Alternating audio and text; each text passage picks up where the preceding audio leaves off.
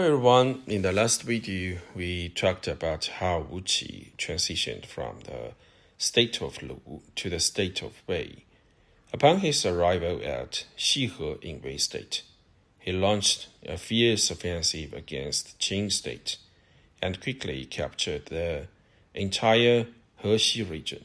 At that time, Qing state was not yet the formidable behemoth it later became. Now did it possess the tiger and wolf army. The reason Qing state later implemented reforms and sought strength was because it was severely defeated by Wei back then. Without reforms and efforts to strengthen itself, Qing might have been swallowed by Wei state. The most famous battle between Wu Qi and Qing state was the Battle of Yinjing.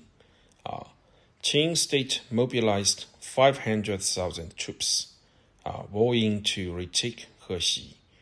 But before the slogan was even fully shouted, Wu Qi's 50,000 soldiers defeated them soundly, sending them scurrying back in disarray.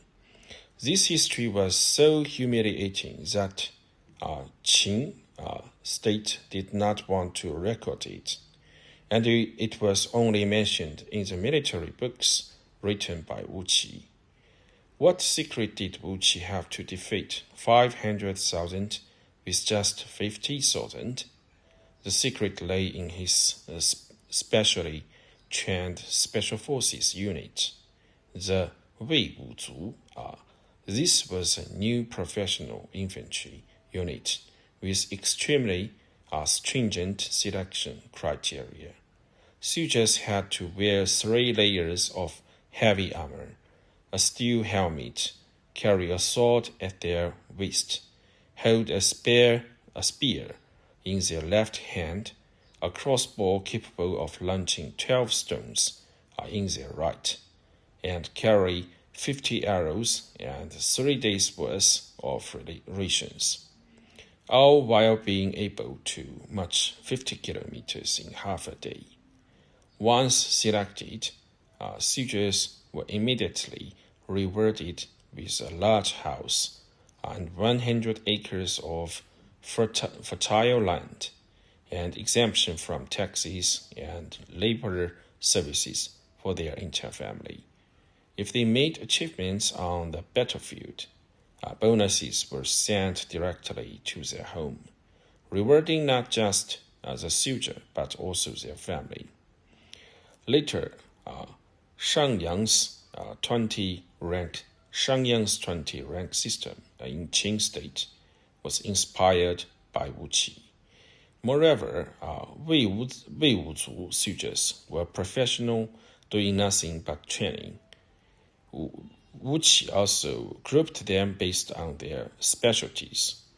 Those quick with their hands and feet, those skilled in archery, and those with immense strength.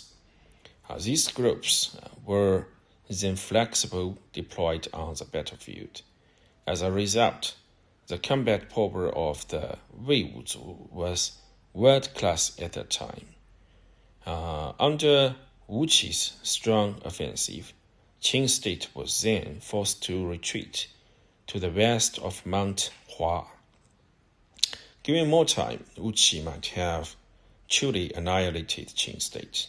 However, after Wei Wenhou's death, Wu Qi had many disagreements with his son Wei Wuhou due to differing philosophies. Wei Wuhou appointed Tian Wen as prime minister, while Wu Qi remained in charge of Hexi. Wu Qi, feeling underappreciated for his great contributions, went to argue his case but failed. This became a laughingstock in Wei's court. After being framed by Minister Gong Shucuo, Wu Qi was stripped of his military power and forced to leave Wei state. fleeing in a chariot without a drive one night. Wuqi then sought refuge in the state of Chu State. Upon his arrival in Chu State, due to his previous achievements and reputation, he was appointed as a governor of Wancheng, today's Nanyang city in Henan province. There, Wuqi applied his methods from Hexi, significantly improving Wancheng within a year. King Dao of Chu, recognizing Wuqi's talent, appointed him as prime minister, initiating a series of reforms.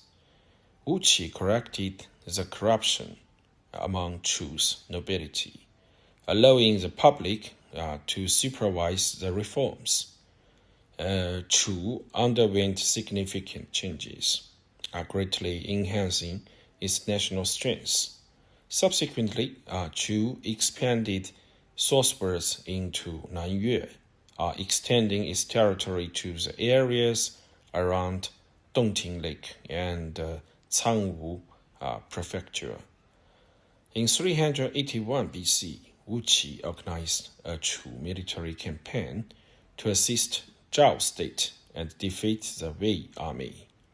A significant achievement for him, this victory made Wei Wuhou regret losing Wuqi deeply.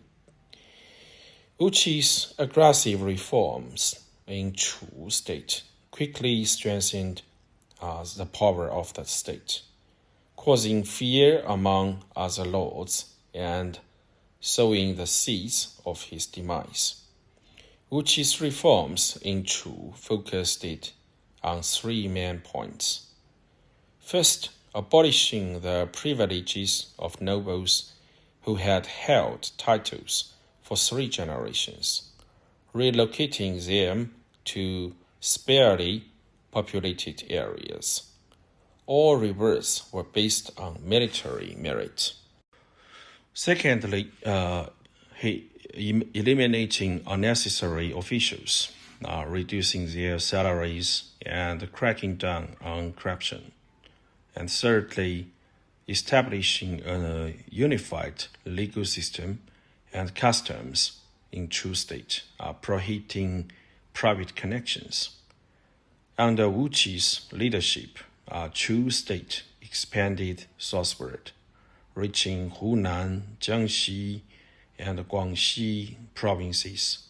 This vast territory increased Chu's power, granting it entry into the ranks of the 7 warring states.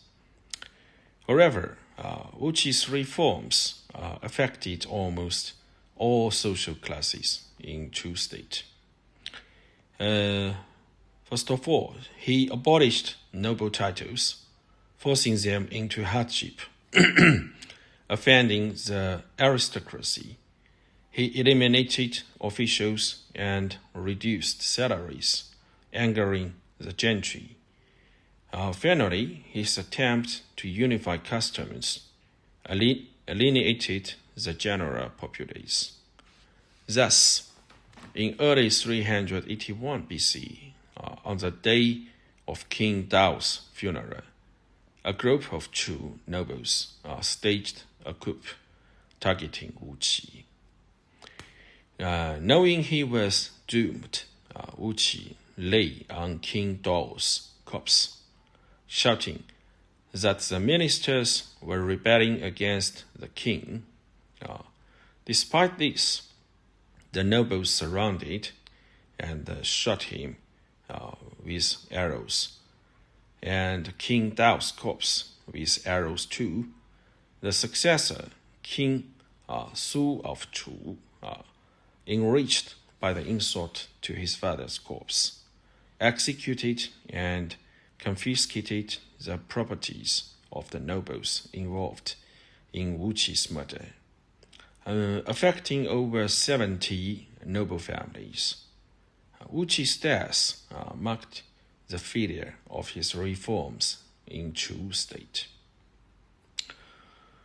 About Wuqi, he was a controversial figure. When we look back, he was born into a wealthy family.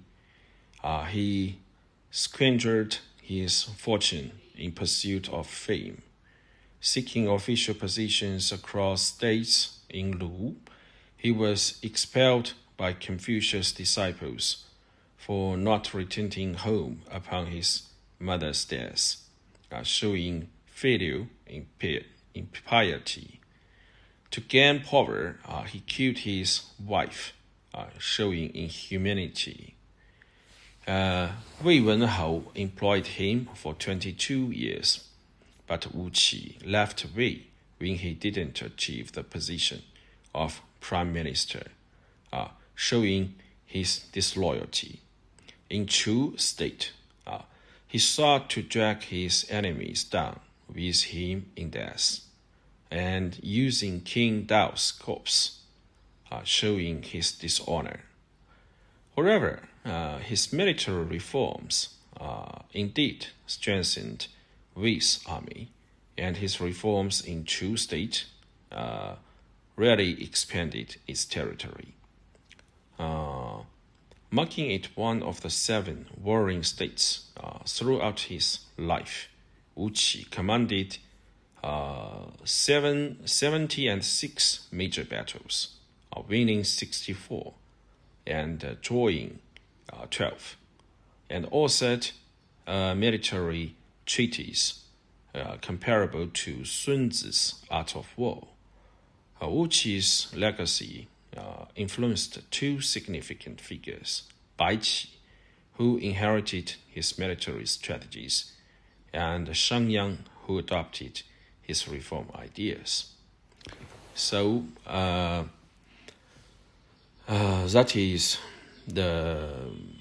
that's all for the Wu Qi's story in this video.